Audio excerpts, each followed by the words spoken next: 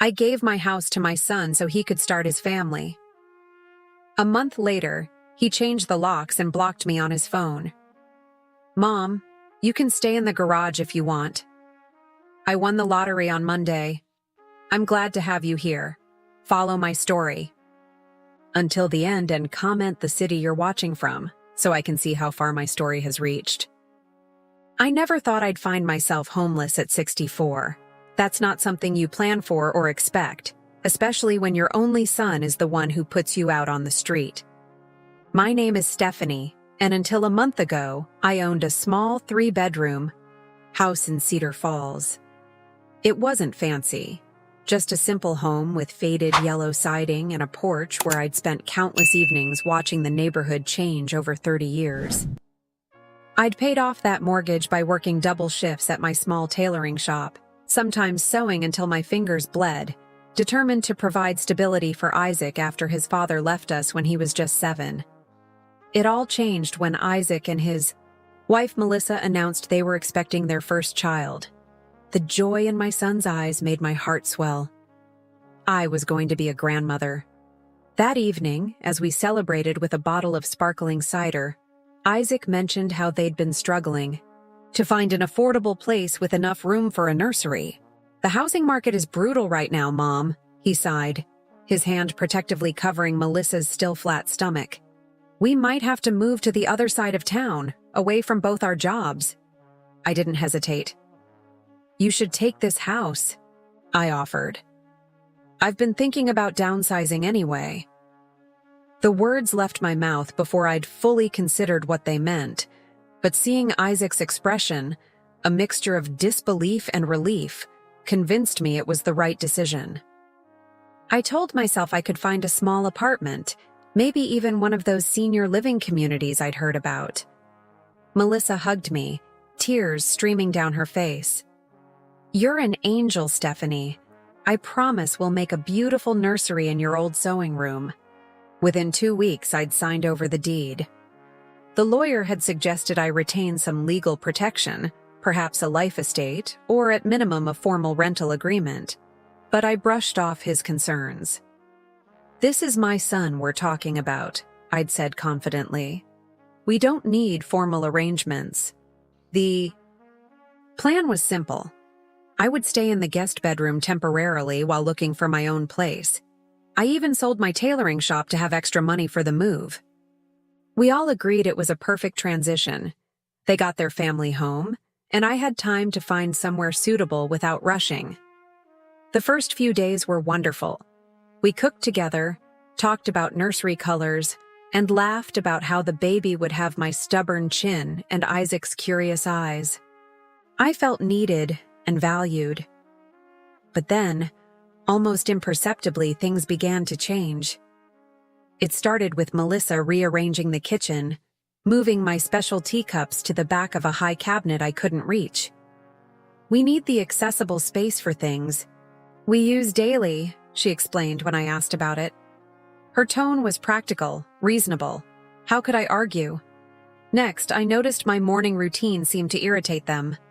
Mom, could you maybe not use the kitchen until after 8? Isaac asked one day. Melissa's morning sickness makes her sensitive to food smells.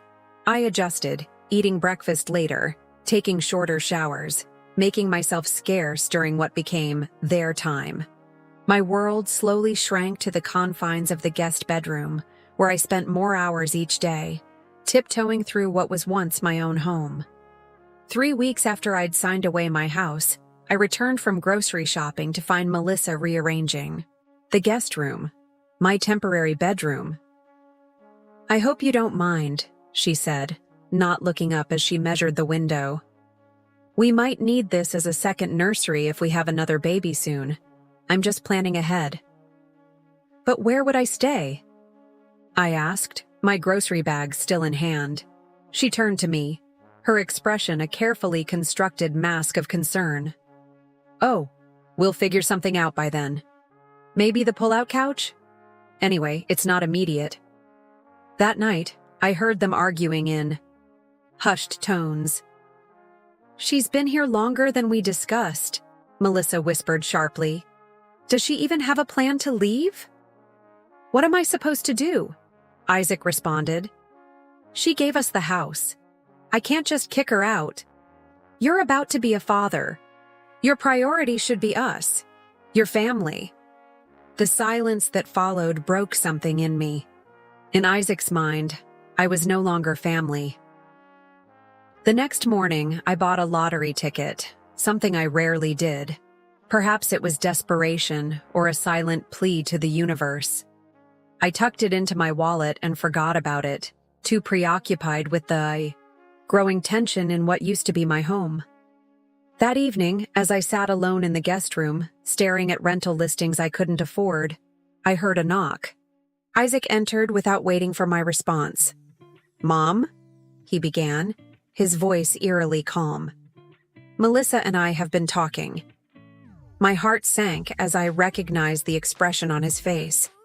The same one he wore as a teenager when he was about to deliver. Bad news? Some maternal instincts never fade. "We need to establish some boundaries," he continued. "This arrangement was supposed to be temporary." I felt the floor drop beneath me as Isaac continued, his words cutting deeper than any knife could. "Melissa needs space. Her doctor says stress isn't good for the baby, and he hesitated. "Having another person in the house is adding pressure she doesn't need right now." "Another person?" I repeated, my voice barely above a whisper.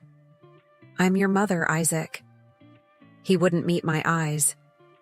"You know what I mean, Mom. It's just, we need our own space to become parents, to create our own family traditions." I nodded mechanically, tears threatening to spill. "I understand. I'll step up my apartment hunting. Maybe I can find something by the end of the month?" Isaac shifted uncomfortably. "Actually, Melissa's parents are coming next weekend to help with the nursery. We were hoping you could find something sooner." My hands trembled as reality crashed down. "Sooner? As in days?" "I know it's sudden," he said, finally looking at me with what appeared to be genuine regret. "But we need to start fresh." I took a deep breath, trying to steady my voice. "I need a little time, Isaac. Just a week or two. I sold my shop. Everything I had went into this house. Your house now." He stood abruptly. "I'll talk to Melissa, see if we can work something out." But his tone made it clear there would be no negotiation. That night, I barely slept. How had it come to this? I'd devoted my life to giving my son everything I could, worked my fingers raw, ensuring he never went without. Now, at 64, I was being discarded like an outdated appliance. Functional enough, but no longer wanted. The next morning, I went to the bank to check if I had enough savings for a security deposit on even the smallest apartment. The numbers weren't encouraging. As I walked home, a place that no longer felt like home, I remembered the lottery ticket. Might as well check, I thought, stopping at the convenience store. I handed my ticket to the clerk, a young man with kind eyes who scanned it casually. "Huh," he said, his eyebrows shooting up. "You might want to hold on to this, ma'am. You need to claim this one at the lottery office." My heart skipped. "What do you mean? You've won something significant." "I can't tell you how much, but it's more than we can pay out here." I stumbled out of the store in a daze, the ticket clutched tightly in my hand. Could it be possible? Had luck finally found me when I needed it most? When I returned to the house, something felt different. The air was heavier, charged with unspoken tension. Melissa was waiting in the living room, arms crossed over her growing belly. "We need to talk," she said, her voice cold. For the next 15 minutes, she outlined how uncomfortable my presence made her, how she needed to nest without feeling watched, how Isaac was stressed trying to manage everyone's feelings. Not once did she acknowledge that this had been my home for 3 decades, or that I had nowhere else to go. "We think it's best if you find other arrangements immediately," she concluded. "Isaac's too soft to say it. but this isn't working. I sat frozen, the lottery ticket burning a hole in my purse. I need a few days, I pleaded. Just until the weekend. Her eyes narrowed.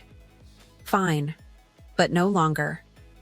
The next 2 days were a blur of desperate phone calls to apartments I couldn't afford and old friends who had no room. I hid the lottery ticket. In a small slit I cut in the lining of my purse, afraid to tell anyone until I knew exactly what I'd won.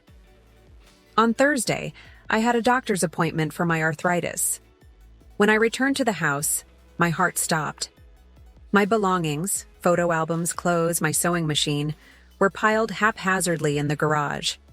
Isaac stood in the driveway, keys in hand, his expression a mix of shame and determination.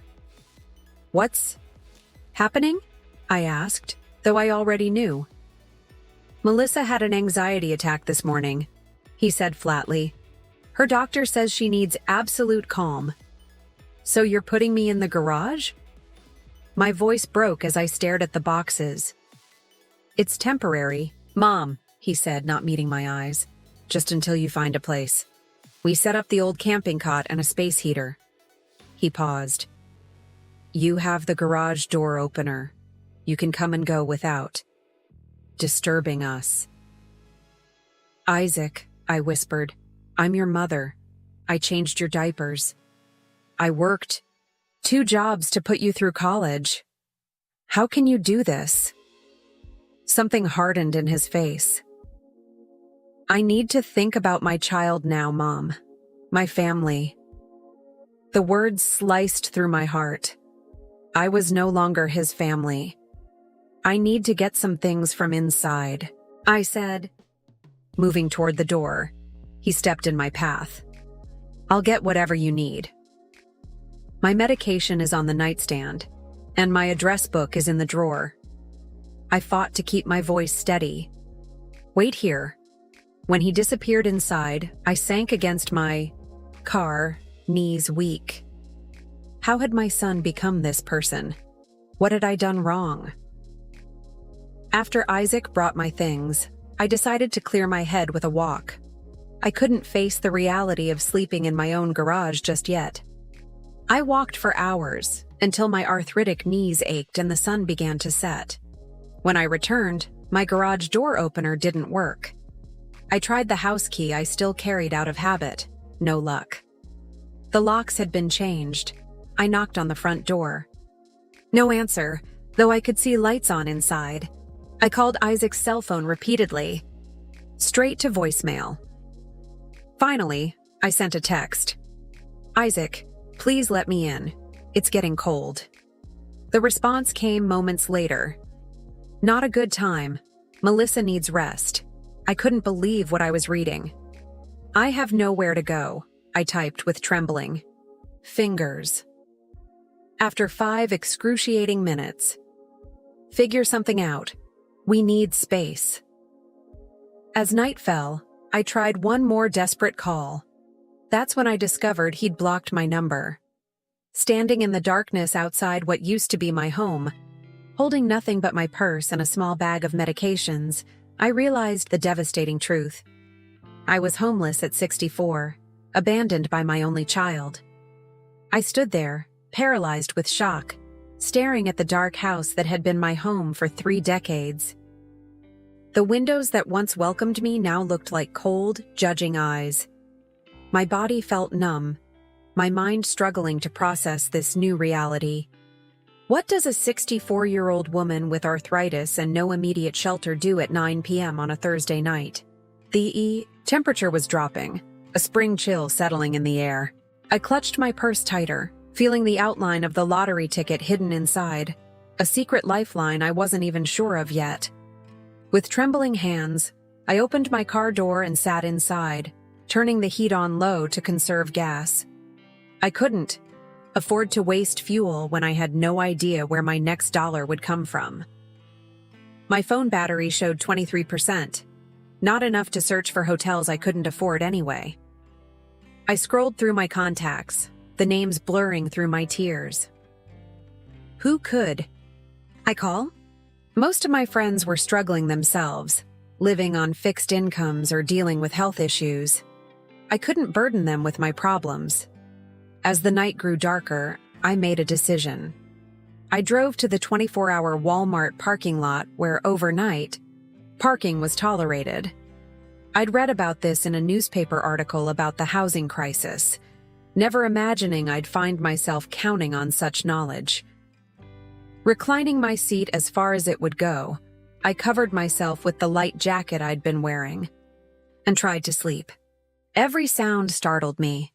Car doors slamming, voices passing by, the occasional security vehicle making rounds. I dozed fitfully, waking with a stiff neck and swollen knees as dawn broke.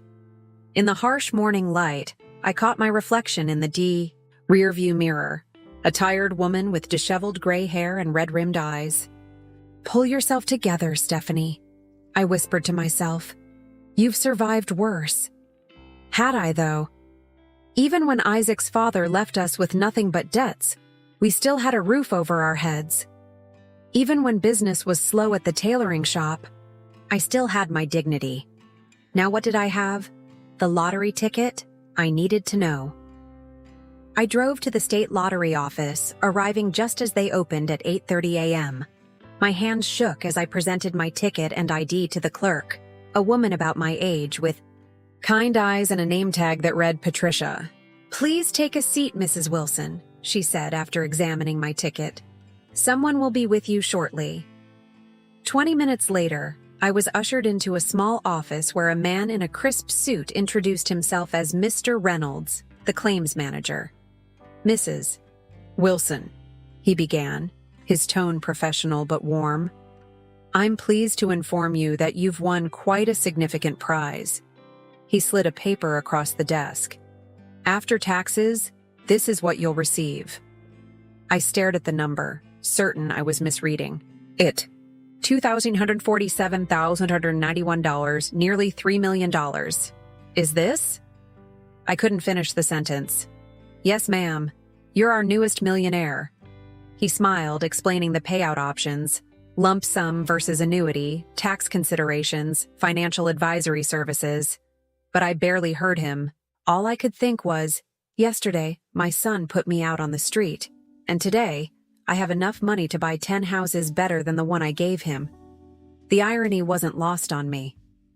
After completing the necessary paperwork, Mr. Reynolds informed me that it would take about 2 weeks to process everything and transfer the funds. "In the meantime," he advised, "I suggest you keep this information private and consult with a financial advisor." I nodded, still dazed, and stepped out into the morning sunshine with nothing but a claim receipt and the promise of wealth that seemed unreal. But wealth meant nothing without shelter for tonight. With my phone battery critically low, I drove to a small diner I'd noticed earlier. I ordered the cheapest coffee on the menu and asked if I could charge my phone. The waitress, her name tag, read Jenny, smiled sympathetically at my disheveled appearance. "Rough night?" she asked, bringing me a full pot of coffee instead of just a cup. Something in her kindness broke the dam I'd been building inside. Before I could stop myself, tears were streaming down my face. "Oh, honey," Jenny said, sliding into the booth across from me.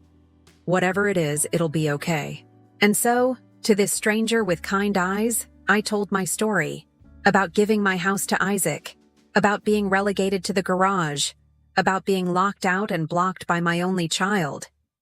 I kept the lottery win to myself. That seemed prudent given my vulnerable situation. "You poor thing," Jenny said when I'd finished. "Do you have anywhere to go?" I shook my head, embarrassed by my helplessness. "Let me make a call," she said, standing up. "I know someone who might be able to help."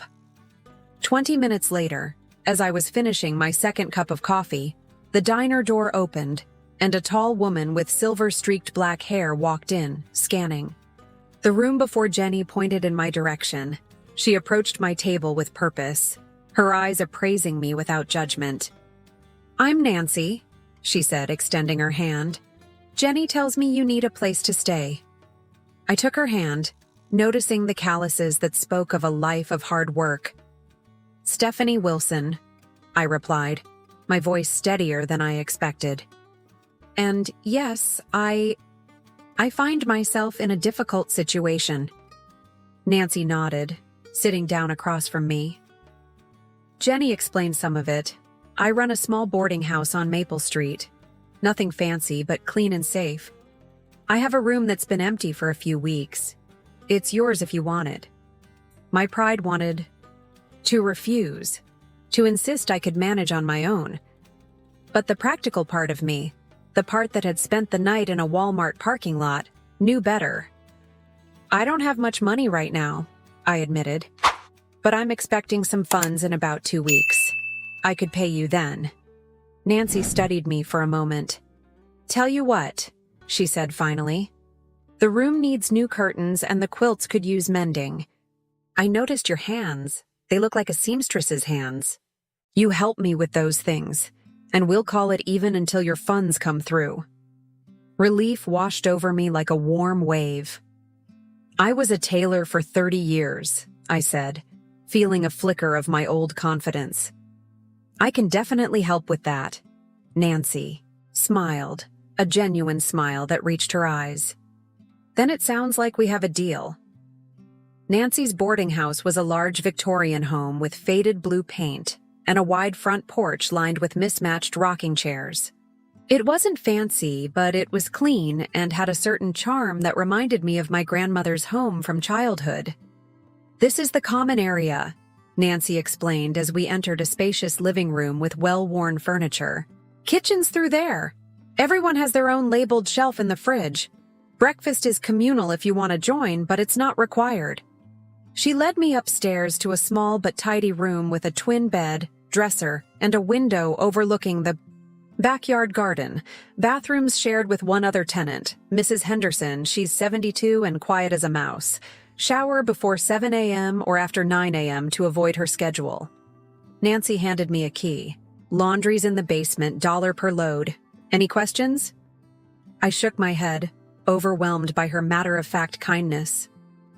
"Good. Get settled then. Dinner's at 6 if you want to join us." She turned to leave, then paused. "And Stephanie? Whatever happened with your son? That's his failing, not yours." After she left, I sat on the edge of the bed, allowing myself a moment to process everything. In 24 hours, I'd gone from homeless to having shelter, from desperate to becoming a millionaire, a secret millionaire living in a boarding house. Life had a strange sense of humor. I spent that first afternoon helping Nancy mend quilts, grateful for the familiar comfort of needle and thread in my hands. The work kept my mind occupied, preventing it from dwelling on Isaac's betrayal. The other tenants, 3 elderly women and a middle-aged man, were polite but respectful of privacy, asking no prying questions at dinner. That night, I slept better than expected, exhaustion outweighing my anxiety. The next morning, I made an appointment with a financial advisor recommended by the lottery office and began researching affordable apartments online using Nancy's shared computer. I needed to be strategic about my windfall, making decisions with my head rather than my freshly wounded heart. 3 days into my stay, while measuring fabric for new curtains in the common room, I received a text from a number I didn't recognize. "Mom, it's Isaac. I'm using Melissa's phone. We need to talk. I'm worried about you." My hands froze mid-cut. Now he was worried? After changing the locks and blocking my number? Another text followed. "Please let me know you're safe.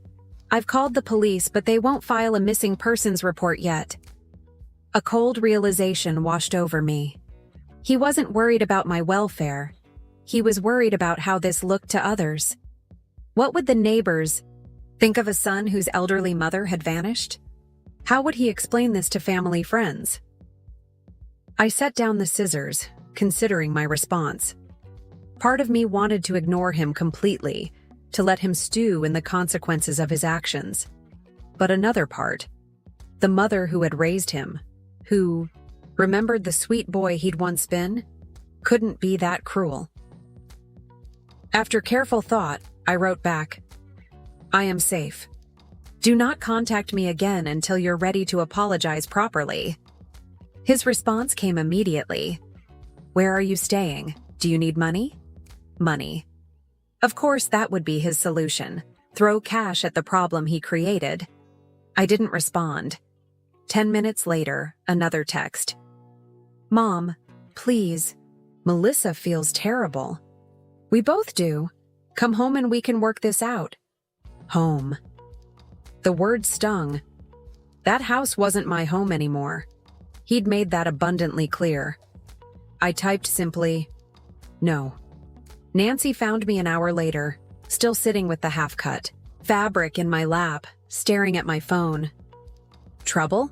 She asked, settling into the chair opposite mine.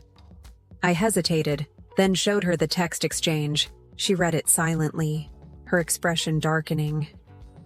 Men, she finally said, handing the phone back. They mess up catastrophically, then expect forgiveness at the first sign of remorse. She studied my face. What will you do? Nothing, I said firmly. At least not now. When my money comes through and I have my own place, maybe we can talk. But on my terms, not his. Nancy nodded approvingly. Good for you. Over the next week, I fell into a routine at the boarding house. Mornings were spent sewing, afternoons researching my future options, evenings sharing meals with my temporary housemates. I discovered Nancy had her own story of family betrayal. A sister who had contested their mother's will, resulting in a decade-long estrangement. Blood isn't always thicker than water, she told me one evening as we washed dishes. Together. Sometimes the family you choose is more reliable than the one you're born into. 12 days after my visit to the lottery office, I received the call I'd been waiting for. My funds had been transferred to my newly established account. I was officially a millionaire. That afternoon, I met with Mr. Daniels, the financial advisor I'd selected after careful research. He was a serious man in his 50s who specialized in helping sudden wealth recipients make sound decisions.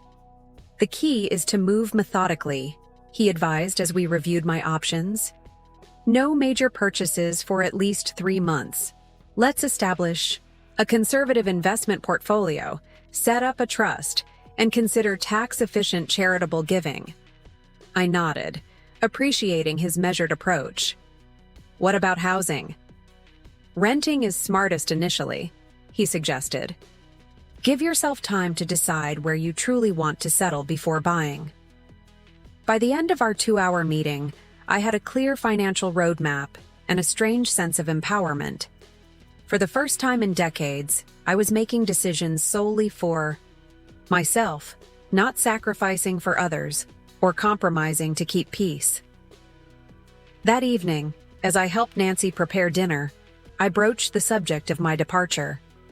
I'll be looking at apartments next week, I told her, chopping carrots for the stew. I can't thank you enough for everything. Nancy waved away my gratitude. You've been good company and your sewing saved me a fortune. But I'm glad you're landing. On your feet. She stirred the pot thoughtfully. Any plans to contact your son once you're settled? I sighed, setting down the knife. I don't know. Part of me wants to show up in a luxury car, flash my bank statement and watch his face when he realizes what he threw away. I felt ashamed even saying it aloud. But that's just hurt talking. Nancy nodded understandingly. Revenge fantasies are normal. Acting on them rarely brings satisfaction. The truth is, I admitted, I'm still his mother. I still love him despite everything. But I can't go back to how things were. I need to figure out who I am now. Stephanie the person, not just Isaac's mother or the woman who gave away her house. That, Nancy said approvingly, sounds like the beginning of wisdom. 2 days later, Isaac escalated his attempts to contact me. He showed up at the boarding house, having somehow tracked me down. Likely through a mutual acquaintance I'd updated about my whereabouts. I was in the kitchen helping Mrs. Henderson reach a high shelf when Nancy appeared in the doorway, her expression tense. "Stephanie," she said quietly, "your son is at the front door." My heart lurched painfully in my chest. "Did you tell him I'm here?" I said I needed to check if you were accepting visitors. Nancy's eyes were steady. "It's your call. I can send him away if you're not ready." Mrs. Henderson squeezed my arm gently. "Whatever you decide, dear, we're right behind you." I took a deep breath, smoothing down my shirt, a second-hand blouse I'd bought at the thrift store down the street. "I'll see him on the porch, not inside." Nancy nodded approvingly. "Good boundaries." As I walked to the front door, my legs felt leaden. Through the lace curtains, I could see Isaac pacing on the porch, checking his watch repeatedly. He looked disheveled, unshaven, his normally meticulous hair uncombed. For a moment, I allowed myself to feel a flicker of satisfaction that he appeared to be suffering.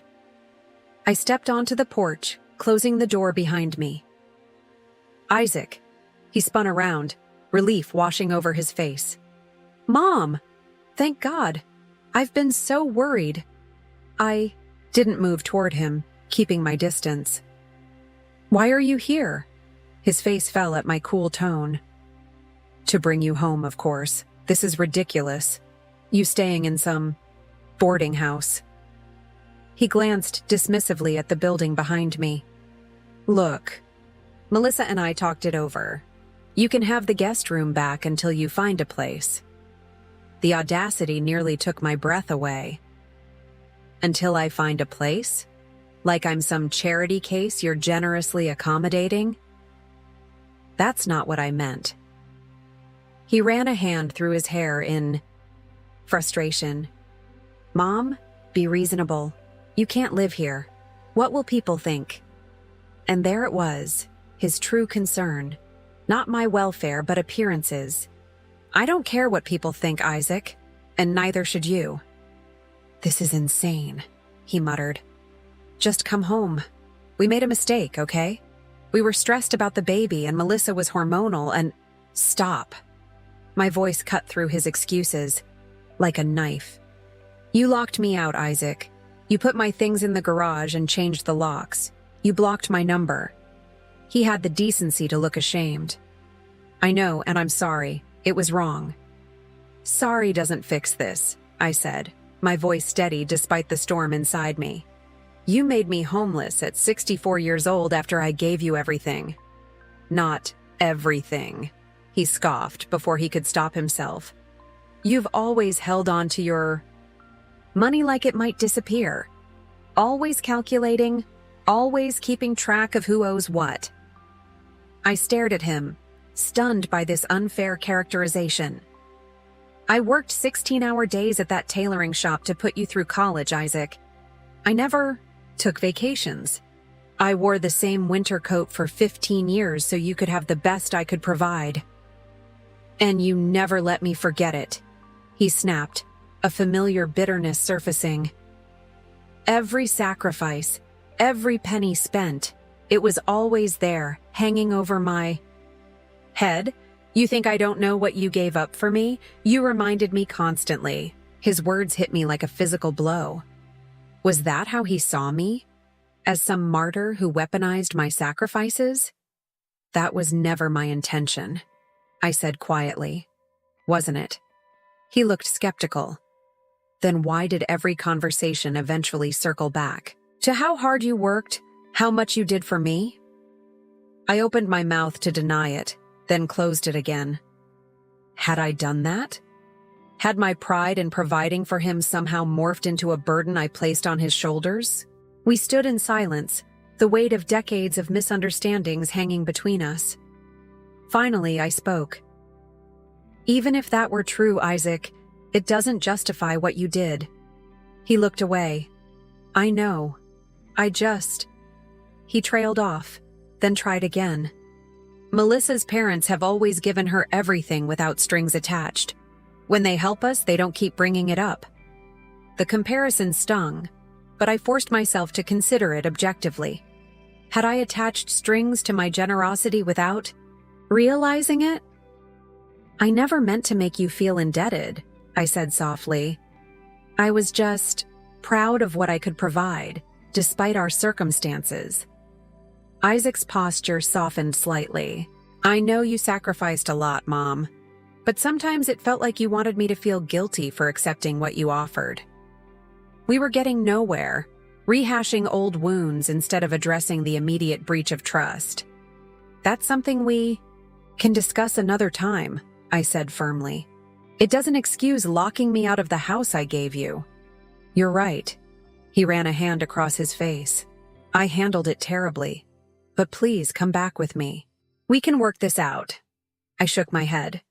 No, Isaac, I'm not coming back. Mom, be reasonable. I am being reasonable, I interrupted. For perhaps the first time in my life where you're concerned, I'm putting my needs first. His expression hardened. So you're just going to stay in this place? With strangers? These strangers showed me more kindness in 2 weeks than you have in months. I gestured toward the house. Nancy took me in when I had nowhere to go, when my own son put me out on the street. I didn't put you on the street, he protested. I offered you the garage. The absurdity of his defense hung in the air between us. Even he seemed to realize how it sounded.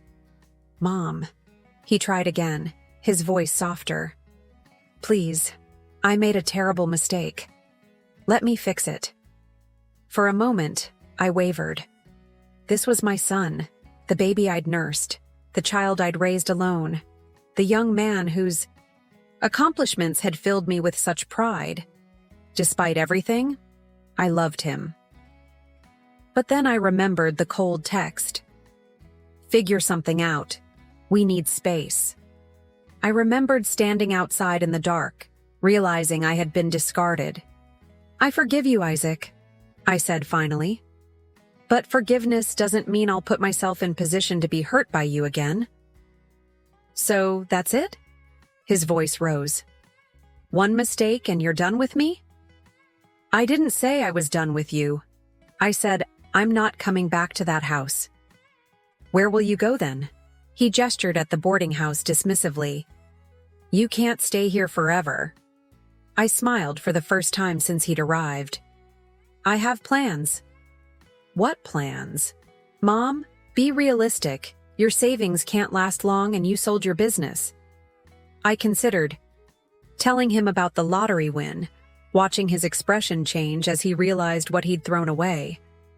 But Nancy's words came back to me. Revenge fantasies are normal. Acting on them rarely brings satisfaction. I'll be fine, I said instead. I'm more capable than you give me credit for. He studied me for a long moment, seeming to notice something different in my demeanor. A newfound confidence, perhaps. This isn't like you, he said finally. You've always put family first. I still do, I replied. But I've realized that I'm part of that family too. My needs matter as well. 3 weeks after my conversation with Isaac on Nancy's porch, I stood in the living room of my new home, hardly believing it was mine. The 2-bedroom cottage had a bay window overlooking a small garden, hardwood floors that gleamed in the morning light, and most importantly, a deed with only my name on it. Mr. Daniels, my financial advisor, had helped me make a sensible purchase. Not too extravagant, but far nicer than anywhere I'd lived before. I'd paid cash, invested the majority of my winnings conservatively, and set aside funds for home improvements and a comfortable monthly income. Nancy helped me move in, bringing a housewarming gift of homemade curtains for the kitchen windows. It's perfect for you, she said, looking around approvingly. Small enough to manage, but room for your sewing studio. I'd decided to return to tailoring, not as a business this time, but as a passion project. The 2nd bedroom was being converted into a sewing room with top-of-the-line equipment, a luxury I'd never afforded myself during my working years.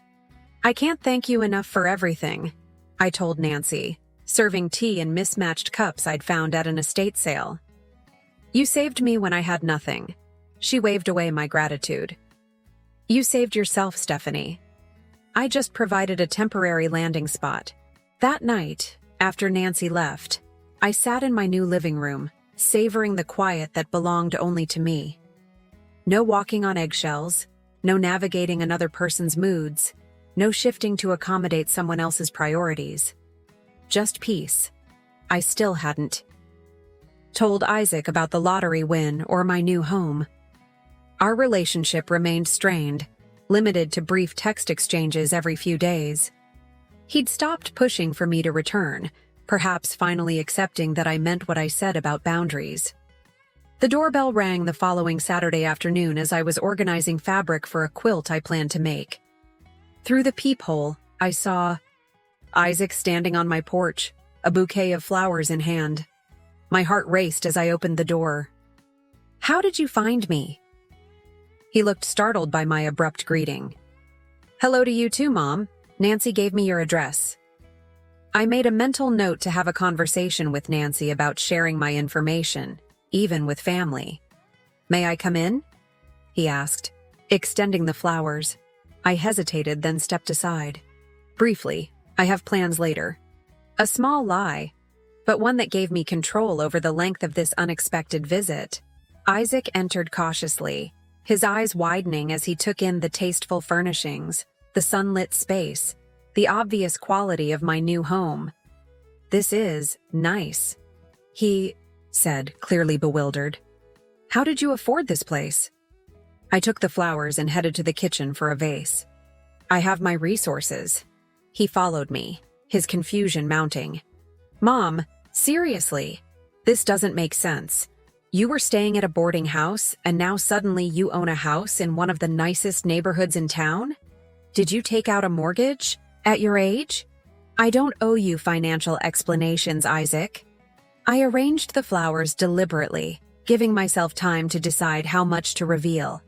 "Is it a rental? Because if you signed something without having a lawyer look at it—" "I own it outright," I interrupted, tired of his assumptions about my competence. "No mortgage." He stared at me, visibly struggling to make sense of this information. "That's not possible. Unless—" His eyes narrowed. "Did you have money saved that you never told me about? Even when we were struggling with the down payment on the house?" The accusation in his tone made my decision for me. "I won the lottery," I said simply. His expression froze. "What?" "The day after you locked me out, I discovered my lottery ticket was worth nearly $3 million. The blood drained from his face as the implications sank in. $3 million, and you were homeless because of me." I nodded, feeling no satisfaction from his obvious distress. Life has a strange sense of timing. He sank onto a kitchen chair, looking shell-shocked. "Why didn't you tell me?" "Would it have mattered?" I asked genuinely. "Would you have wanted me back for me or for my money?" His silence was answer enough. "That's why I didn't tell you," I said softly. "I needed to know who I could trust, who valued me for myself." "And you couldn't trust your own son?" His voice was hollow. "You gave me reason not to." We sat in heavy silence for several minutes, the magnitude of what had been lost hanging between us. Finally, Isaac spoke, his voice small. "I really messed up, didn't I?"